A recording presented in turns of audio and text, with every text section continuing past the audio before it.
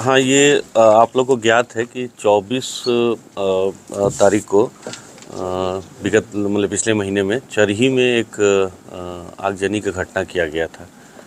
वहाँ के जो कोइलवरी में काम कर रहा था आरकेएस, उनके कुछ 6 मशीनों को आग लगाया गया था और एक पर्चा वहाँ से प्राप्त हुआ था जिसमें कि टीएसपीसी का जो एक कमांडर है गुरुदेव उसके नाम का।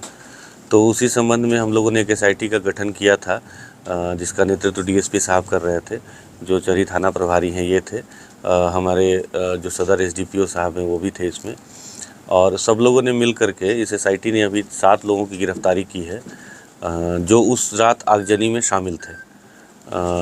इनका टीएसपीसी संगठन से तो संबंध रहा ही है, साथ ही हम लोग को अनुसंधान में एक और बात पता चला कि फरवरी के महीने में चरही में ही चेलैया टाँड़ के जंगल में 3 ट्रैक्टर में आग लगाया गया था। ये फरवरी में घटित हुआ था, प्रिसाइजली अगर आप कहें तो 10 फरवरी 2025 को।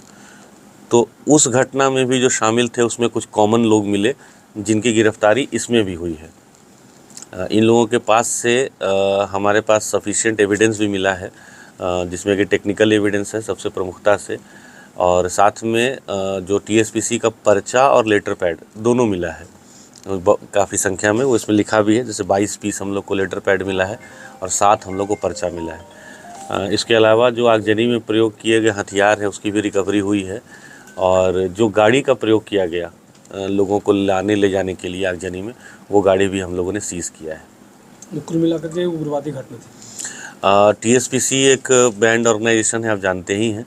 तो जो एफआईआर भी दर्ज हुआ है वो सीएलए एक्ट के सेक्शन के तहत ही हुआ है।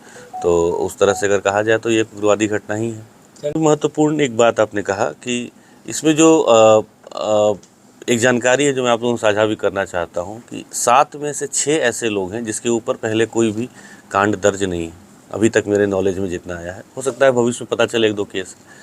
तो इससे ये भी पता चलता है कि बहुत सारे जो नए लोग हैं वो भी बहकावे में आके घटना करते हैं, किसी के कहने पे लोभ में आकर के, है ना, पैसे के लालच में आकर के करते हैं। तो ये ज़रूरी है। अच्छा, इसमें जो ड्राइवर है जिसकी गिरफ्तारी एक हुई है उसका नाम है इमदाद रज़ा, चरही का रहने वाला है। ये 3 लोग चरही के रहने वाले हैं, 4 हैं कोडरमा के रहने वाले।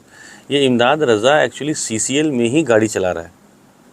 तो जो भी कंपनीज़ हैं, चाहे एमडीओज़ हैं, चाहे सीसीएल जैसी कंपनी है, चाहे कोई आउटसोर्सिंग कंपनी है, तो उनसे भी मैं पहले भी अपील करता रहा हूँ, फिर आप लोग के माध्यम से अपील करूँगा, और आप लोग भी इस बात को पब्लिक और इन एमडीओज़ और कंपनीज़ तक पहुँचाइए कि जो भी वो कर्मी अपने यहाँ रख रहे हैं काम करने के लिए, उसका पुलिस वेरिफिकेशन ज़रूर कराएं वो, और उस कर्मी के द्वारा भी अगर उनको कोई मैसेज दिया जा रहा है तो पुलिस से हाइड नहीं करना ठीक नहीं है।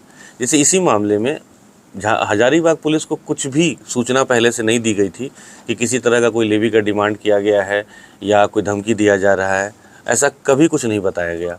घटना कारित होने के बाद जब वहाँ के एक ड्राइवर की ही संलिप्तता आई, बल्कि उसी ने इसको एक तरह से ऑर्गेनाइज़ किया है, इतनी महत्वपूर्ण भूमिका इमदाद रज़ा ने निभाया है।